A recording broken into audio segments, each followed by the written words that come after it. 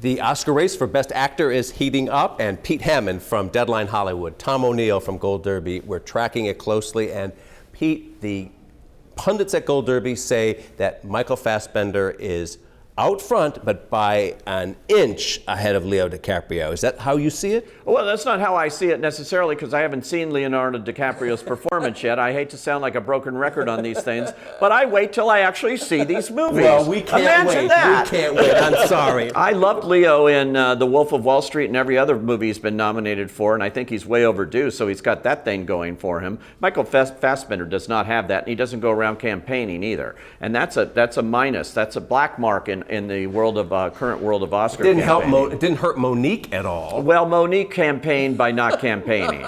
You know, she knows how to play the press. I believe that was all calculated. I believe Michael Fassbender, you know, the first time around, he went and did stuff, and he was very frustrated by not getting nominated. And so when 12 Years a Slave came around, he didn't do anything. And then for this one, you know, he hasn't really done a whole lot, Steve Jobs. And then he's got Macbeth coming out to sort of compete with himself a little bit. But he's fantastic in Steve Jobs, a great actor. But here's why you're wrong, Pete. Yes, the campaigning is a crucial element here, but it isn't always a crucial element. Has Meryl Streep ever really campaigned for her yes, Oscars? she has. Well, for the last one, you could arguably say that I can say that she finally got off the couch and campaigned for the Iron Lady, because Harvey Weinstein said, do you want to win or do you want to lose for the 13th time in a row after winning too early in your career? And you know what? She won. I know. Oscar's biggest winner, Katharine Hepburn, never campaigned. Well, I'm saying that's it's not what we're always talking about. Old days. I'm just saying it's not always crucial.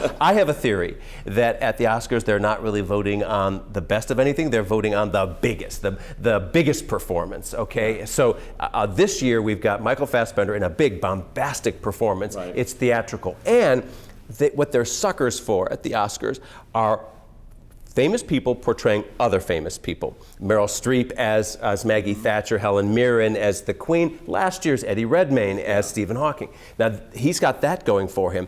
7 of the last 10 winners are people in this category were actors portraying real-life people. He's got a lot of those things going. Well, Johnny Depp does too. He's got, you know, a better thing going for him, because he also has been overlooked for many, many performances. He's playing Whitey Bulger, who's very well known. He's got all the makeup on and all the you know, prosthetics that they love, and so he looks just like him. And it's not Johnny Depp. You don't feel like you're watching Johnny Depp. So I think if Fassbender has a chance for playing a real-life person who he doesn't really look like, by the way. Well, he does later on when he puts the glasses on. Yes. There's that transformative moment. But speaking of Johnny Depp, he's not campaigning either. And we know... Yes, he is. You think so? Johnny Depp has been out. He's been doing Q&As. He's been out here this week. He showed up at the Hollywood Film Awards when they weren't even giving him an award. No, Warner Brothers has convinced him that he needs to be out there. This is what I'm talking about. I mean, it's a different time now. And, you know, a lot of these people who are the active voters in the actors branch, they go to all these lunches and things that they have. These are the people you can count on to vote and drive the conversation, at least. Even though that's not everything, I will admit, definitely not. But it helps, and I think these people realize that. Eddie Redmayne is back in the race. There's a guy who's not campaigning. I know, because he's shooting a movie. I know, he can't campaign. But here's a guy who won last year, largely because he was out kissing every baby, opening every car wash in town, and he was very smart doing that. This year he has the big performance, the big transformative performance in the transgender role. But I still don't think he can win. I don't think he can win either, because it's very rare that somebody wins back-to-back Oscars. That's true. And I think, you know, he did such a great job last year in campaigning and meeting everybody and every voter. I think they feel like they gave it to him. You know, he had that thing locked up really early. I mean, because he'd really been out there you know, months in advance of the Oscars, and it was a great performance. You also have to have a great performance. He's great in this film too, but I just don't see them like saying, okay, let's give him, he's so young, let's give him a second Oscar. The last time that happened was Tom Hanks, who coincidentally is in the race this year with, I think, really maybe his best performance. Because Tom Hanks has not been nominated since, what, 2001 or something? Right. He was not nominated for Saving Mr. Banks. He was not nominated for Captain Phillips. I know, and he should have been. And he is a past officer of the Academy, so he's a darling of that place. He very much So how come we think he's in the running now? Well, I do because I think they like the movie, number one, and they're seeing the movie. They nominated Captain Phillips for Best Picture. I know, they like that movie too, but that was, if He you had a recall... crime scene in that movie. If you recall, Tom, that was a very tight Best Actor race. This one is not? Not as tight as that one was. Two people that really were shoo-ins should have gotten in, and we knew they wouldn't get in because there were just not enough slots there. But in this case, I think this Best Actor race is quite fluid, by the way. It could go many different ways. But I think Tom Hanks, it's a subtle performance. It's strong. It's like Gregory Peck in To Kill a Mockingbird. And he hasn't been this good in a long, long time. I mean, yes, he was good in Captain Phillips, but I think he's exceptionally good in Bridge of Spies. And I think they may recognize him with a nomination here. Not a chance. I do. You say not a chance. Do we have this on tape? Yes, we have this on tape. Yes. Okay. You can rewind later. That is not going to happen. Yeah. Matt Damon is suddenly, he's in 5th place at Gold Derby. I think he's going to be nominated. Look, part of the success and popularity with Oscar voters of Argo a few years ago was they just like these guys, Ben Affleck and Matt Damon. And Matt has an Oscar, of course, for writing, and I think they would love to reward him for acting. The problem in this movie is he's acting Matt Damon.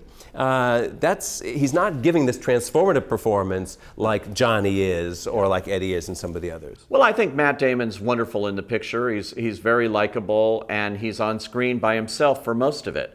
And actors, who are the ones nominating here, will look at that and say that's a challenge. And remember, the last nomination that you mentioned that Tom Hanks got was for a very similar role, Castaway, where he also was the only one on screen, talking to a volleyball. Here, Damon's talking to video cameras and things, but he pulls it off really nicely, and that's tough to do. Actors know that's very tough to do. I think they may recognize him. I don't think he's a slam dunk, but I think the movie could pull him in. Definitely, the movie's well liked. Yeah, he could catch a ride on that rocket ship. Hey, Michael Caine, speaking of Academy darlings, has been nominated for 4 decades. Yeah. He was nominated in the 60s, the 70s, the 80s. They jumped over the 90s, and then he was nominated in the 2000s.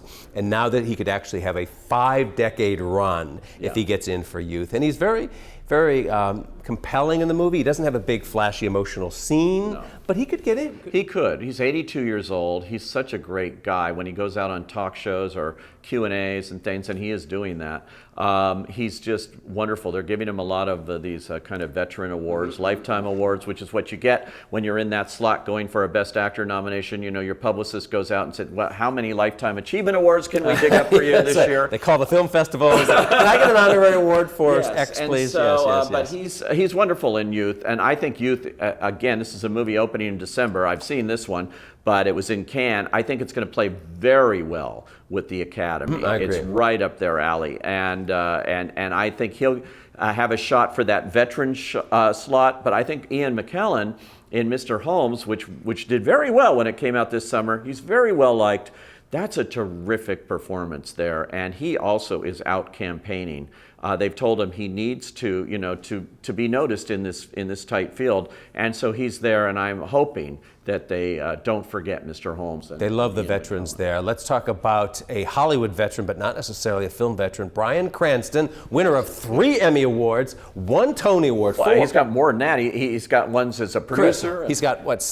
4 Best Actor. Chris Beecham, our manager, is correcting me here. All right, plus he's got the Tony Award, and now he's on a roll here, and he's playing a Hollywood darling, of course, Dalton Trumbo, in a story about Hollywood redemption that's very powerful. Lately, we're seeing movies like Argo, like The Artist, do very well with Oscar voters, which wasn't the case normally. Right. What do you think? I think Trumbo's a great movie. I think Bryan's fantastic in it. I've seen it play with Academy members over and over now. It got mixed reviews out of Toronto. In fact, they were a little upset about the reception there. And I kept saying, this will play when it gets to the industry, when it gets to the Academy. It's exactly what's happening. Very emotional screenings happening here in Hollywood with this movie. Bryan's very well liked, and he knows how to play this game because he's been down this road so many times with the Emmys. Oh, he had his heart broken 100 times in the Malcolm days. Yeah, it's pretty much the same situation here. When you're going for an Oscar, he knows the game, and he's very good at it. And this is a great Hollywood figure, and it's a shameful chapter in the history of this industry and in the Academy. You know, I was at the premiere of Trumbo here at the premiere party, and I talked to Brian, and he said he was so nervous about having the movie play there because he has a line in the movie that says, "The blood of my friends is on this worthless statue," meaning the Oscar. And he says, and here I am, we're screening the movie at the Academy with those 2 giant Oscars there, and he goes, I wonder how it's going to play. But people get it, and the Academy was very cooperative with this movie and giving them everything they needed, by the way. People feel guilty, they still feel guilty. Bryan Cranston could be the beneficiary of all this goodwill towards this movie and that feeling of guilt that's still there. I hope so. I love the film. Will Smith, we keep underestimating him. He got nominated for The Pursuit of Happiness. Yeah. He was, up till a few years ago, the biggest film star in the world. He was nominated for Ali. Is he in the game here? I think he's definitely in the game. He's great in this movie. And I really, it's a different kind of role for him. It's just the perfect thing to come along at this point in his career. He was having some down times here. And I really think this brings him back in a big way as a serious Academy Award contender. The movie also is very much an Academy kind of movie, very strong movie about these brain injuries in the NFL and the cover-up of that and all of that. And he plays the doctor. Now, where he's got a real advantage is that doctor is still around. And he's going to be out there, and he's going to be going around telling people how great Will Smith is as him. And that's a big advantage for people playing these real-life roles, to have that person sort of by your side.